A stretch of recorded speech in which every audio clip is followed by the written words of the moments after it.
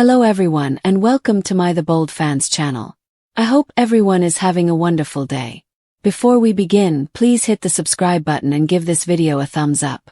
For weeks, Steffy and Carter's secret had been closely guarded, a delicate thing maintained between sly looks and late-night talks that never quite went too far, until they did.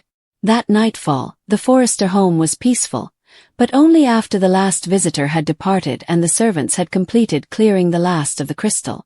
Steffy Forrester stood in the study's low light, her fingers pressed against the desk's edge as though she required the sturdy wood to stay upright.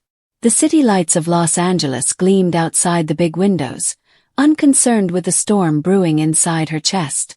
With a gentle click, Carter Walton shut the door behind him.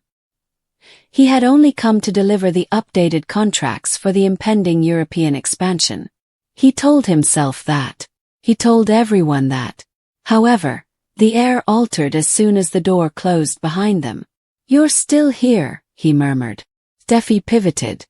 Her blouse's silk shimmered softly against the room's darker hues as it caught the lamplight. "I waited. For me. For the truth."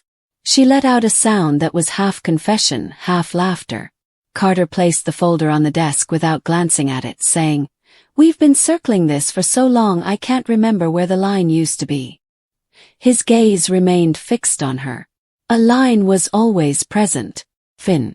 Your union. My role in this situation.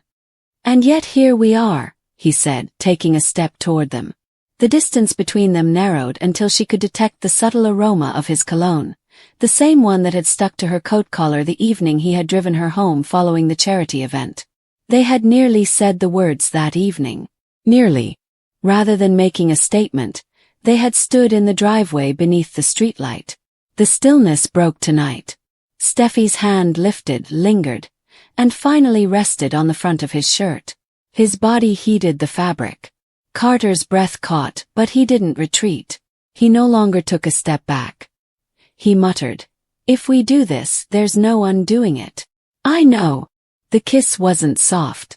It was the culmination of weeks of self-control. Carter's hand sought Steffy's waist and then her back, drawing her close to him as if holding on tighter was the only way to prevent falling. Steffy's fingers curled into the lapels of his jacket. Everything was painfully clear, including the sound she made on his mouth and the flavor of her lipstick. Just one kiss. That was all it needed to reduce the meticulously built barriers to rubble. The space seemed smaller when they eventually parted ways, both of them gasping for air. "Steffy, don't," she said, pressing her forehead against his. "Not just yet." A floorboard creaked outside in the hallway. "Just let me have this for a second." They didn't hear it. Finn Finnegan had returned home early. He had hoped to surprise his wife because the pediatric conference in San Diego had concluded earlier than expected. After texting her and getting no response, he figured she was still at work. With the exception of the gentle glow emanating from behind the study door, the house was completely dark. He grinned to himself, picturing her expression as soon as he entered. He opened the door with a push. He was stopped cold by what he saw. Standing in the middle of the room, Steffy and Carter were still entangled in one another, their eyes fixed and their lips parted in the aftermath of something that was impossible to mistake for anything else. The contracts folder was left unattended on the desk. Carter's hands remained on her waist. Steffy's fingers continued to hold onto his jacket. When Finn finally spoke, everything was quiet. Too quiet. "What on earth is this?" Steffy recoiled as though she had been scorched. Carter lowered his arms. In the same moment, the color disappeared from both of their faces. "Finn," Steffy began. "Don't." Finn's eyes shifted from his wife to the man who had been his co-worker, friend, and companion at board meetings and family meals. Carter's jaw clenched. "Don't you dare say my name like that right now. It's not what you think. It's exactly what I think." Finn entered the room completely. With a final gentle sound, the door closed behind him. "How much time?" There was a long period of silence. Steffy's throat cleared, but she was unable to speak. Instead, Carter responded. It was a single instance. Finn's eyes were dark, the serenity of a man who had spent years healing the wounds of others, suddenly confronted with a wound of his own that no scalpel could reach. It shouldn't have happened, but it did. "You kissed my wife," Steffy eventually said, her voice unfiltered. "Please, Finn. I'll explain." "What do you mean?" "That the man who works for your family, sits at our table, and occasionally holds our daughter when you arrive late for meetings, that he just so happened to be kissing you in our house." R fell like a knife. Carter carefully moved sideways, separating himself from Steffy without appearing to recede. "I accept full responsibility." Steffy was.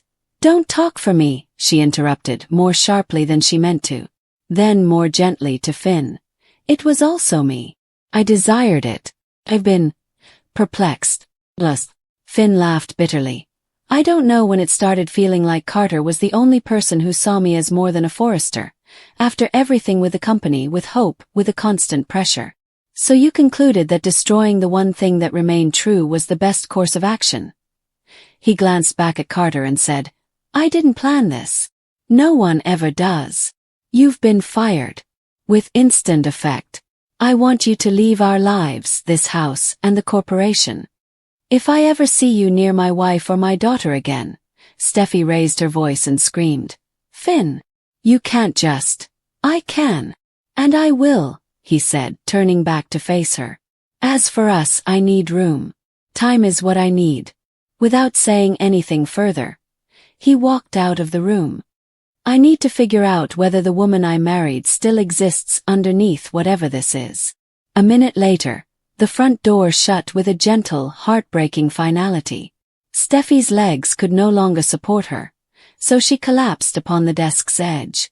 Carter stayed upright, his hands clasped at his sides. He said, "I should go." Before she could stop it, the word leaked out. "Stay. Just a moment. Please," he said without getting any closer. Guilt, anxiety, and the realization that the kiss had betrayed not only Finn but also every cautious border they had both pretended still remained filled the space between them. Carter muttered, "We can't undo it." With unshed tears in her eyes, Steffy glanced up at him and said, "And we can't pretend it didn't mean something. It was incredibly important. That is the issue." The secret did not remain a secret for very long in the days that followed. There were ears throughout the Forrester mansion. Employees muttered. When Steffy hardly touched her food and Finn sat stiffly at the other end of the table during the next family supper, Eric saw the tension. Ridge posed queries that were not addressed. The weight was only increased by Hope's silent worry. Carter tidied his office while security kept a close eye on him. When he left the glass doors of Forrester Creations for the last time, he did not turn around. On Steffy's desk, the unsigned contracts he had brought that evening stood as a quiet testament to everything that had collapsed in an instant. Finn relocated to the Beverly Hills Hotel and took a suite. He initially took Steffy's calls before letting them end up in voicemail. After a lengthy shift, she eventually cornered him outside the hospital, and their brief but harsh exchange took place. Finn remarked, "I can't look at you and not see him. Not just yet. Perhaps never." "I love you," she said. "I am aware. That's what exacerbates the situation." Steffy lay awake in their shared bed at night, the room next to her chilly. The heat of the kiss, the urgency, and the way Carter's hands trembled a little when they landed on her back were all things she repeatedly replayed. It had been an error brought on by pressure and loneliness, she assured herself. If only Finn would allow her to try, she convinced herself, she could still save her marriage. However, the reality weighed more heavily than any falsehood in the still hours before dawn. The kiss had made her feel at home in a manner she hadn't felt in a long time. Carter didn't get in touch. Despite his strong desire to cross Finn's boundaries once more, he respected it. He attended meetings with former acquaintances, looked into alternatives outside the fashion industry, and made an effort to ignore the way Steffy's tongue had softened beneath his. He failed on a few nights. Steffy was waiting outside Carter's makeshift abode in West Hollywood a week after the revelation. She didn't intend to attend. After another somber supper with her father and another ignored text to Finn, Her feet had just brought her there. Carter appeared worn out as he opened the door. There was a glimmer of hope, fear, and resignation on his face when he saw her. He said, "You shouldn't be here." "I understand." Nevertheless, she entered. The boxes were still only partially unloaded, and the flat was small. Leaning against the door, he shut it. She remarked, "Finn still won't talk to me. The business is in disarray. Everyone is aware that something is off, even if they are unsure of what." Carter said in a harsh voice, "And I keep thinking about that night. It changes everything for me," she said, meeting his gaze. "Thinking about it doesn't change anything. I have no idea how to return to my life prior to that kiss." He pushed off the door and took 3 big steps to cover the space. "I'm not sure if I even want to." He kissed her more slowly and deeply this time, bearing the weight of both past and future repercussions. Steffy reached into his hair with her hands. Carter encircled her with his arms as though he could protect them both from the destruction they had caused. The city lights outside the window created stripes on the floor when they eventually separated. Carter whispered against her temple, "One kiss."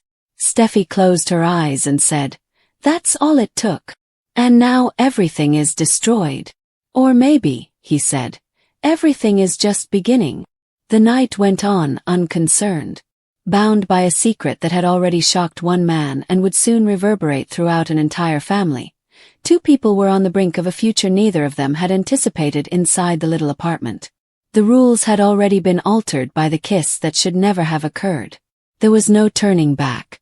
All that remained was the lengthy and unpredictable journey ahead, along with the awareness that some secrets can never be unheard once they are expressed with the body.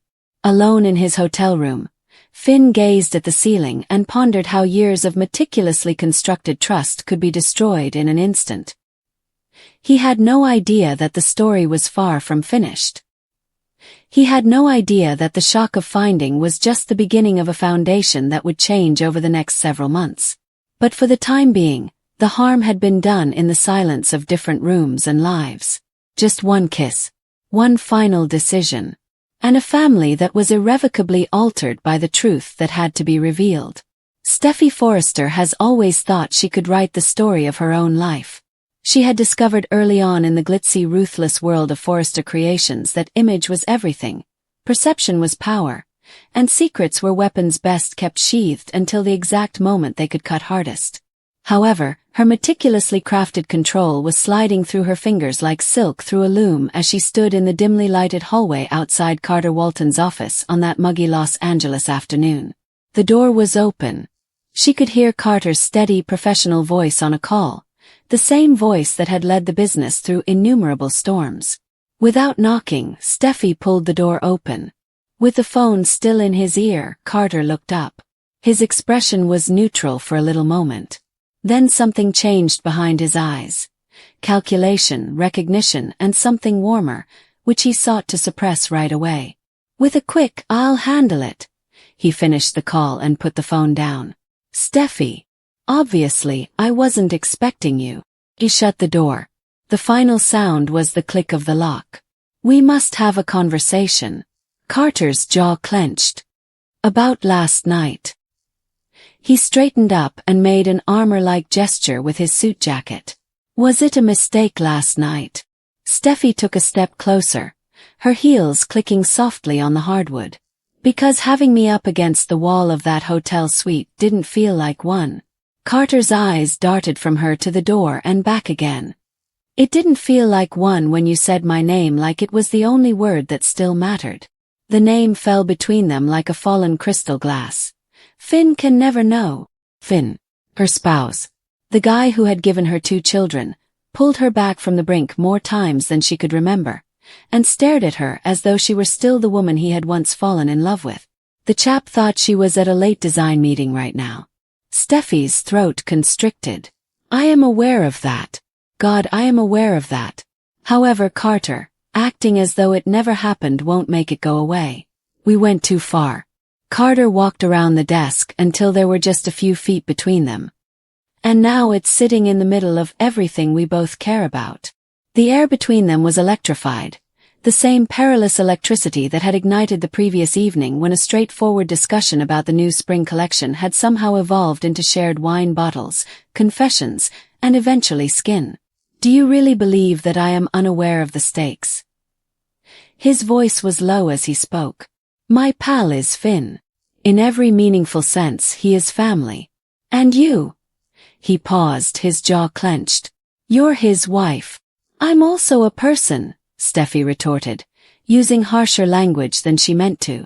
A person who has been bearing the burden of this family, this business, and these expectations to the point of exhaustion. I finally let go last night. Carter's gaze grew gloomy. And you were there. She briefly believed that he might try to grab her. Rather, he turned away and made his way to the window with a view of the city. His profile was painted in shadow and gold by the late afternoon light. One kiss, he murmured. It would only require that. Everything falls apart with a single moment of weakness in the wrong location. Finn learns of it. The children learn. The board learns of it. Once more, Forrester Creations becomes tabloid fodder, but this time it has nothing to do with fashion. Steffy joined him at the window, saying, It will be about betrayal. Traffic moved along the boulevard under them like a live organism. The ghostly crush of his mouth against hers from the previous evening was still palpable to her. It was as like they had been starved for something neither of them had the courage to identify until it was too late. Even though her words tasted like ash, she continued, Then we don't let it happen again. We bury it. We behave in a professional manner. Finn is under our protection. Carter turned to look at her. We safeguard the business. Without either of them realizing it, the distance between them had decreased. Are you able to do that? Pretend you don't recall how it felt when you sat across from me at family dinners and stare at me every day in meetings. Steffy's heart pounded in her throat. Must. We both do. The silence lingered. Car horn blasted outside. The only sound in the quiet office was their breathing, which was extremely loud. Then, almost against his will, Carter's fingers lifted and removed a black hair strand off her cheek. Every nerve ending she had attempted to repress was aroused by the featherlight touch.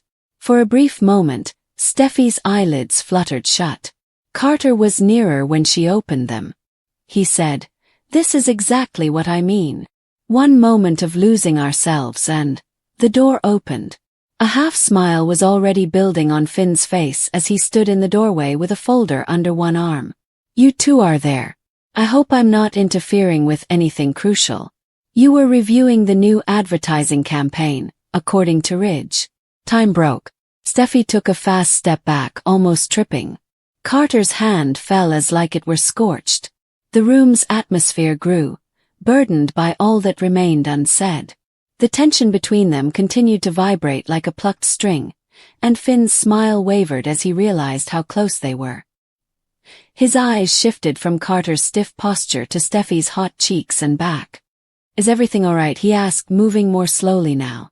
A dozen explanations, each more obvious than the last, raced through Steffy's head.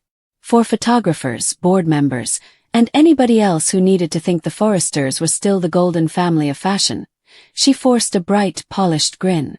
Obviously. Just finalizing a few specifics. According to Carter, the color scheme is too bold for the European market. Disagree. Carter bounced back almost as fast, returning to his position as the ideal executive. We continue to disagree. The phrase passionate lingered in the air for far too long. You know how your wife gets when she's passionate about a design.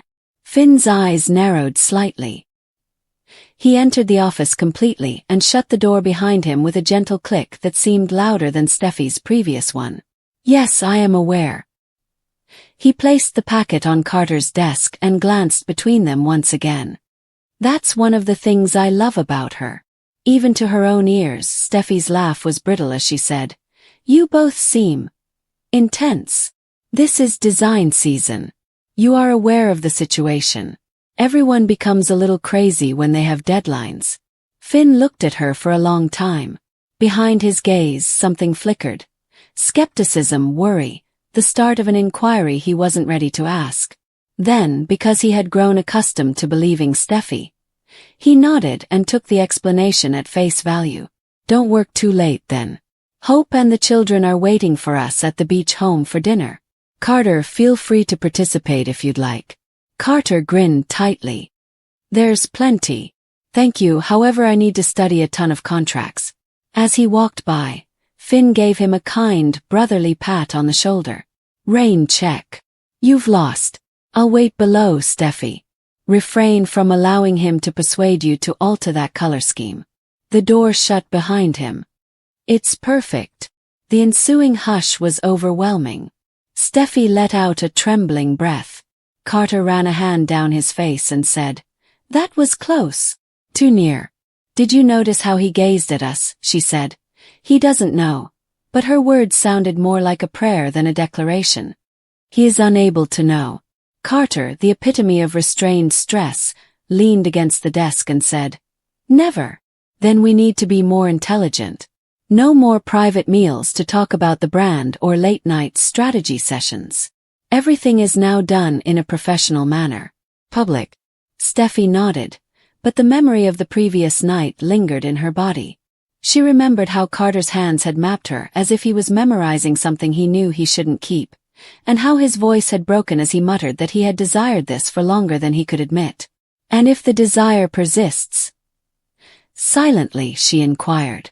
For once, Carter's raw and unguarded gaze met hers. After that, we accept it. We prioritize the individuals we love over those we want. That's the only way to put an end to this without ruining everything.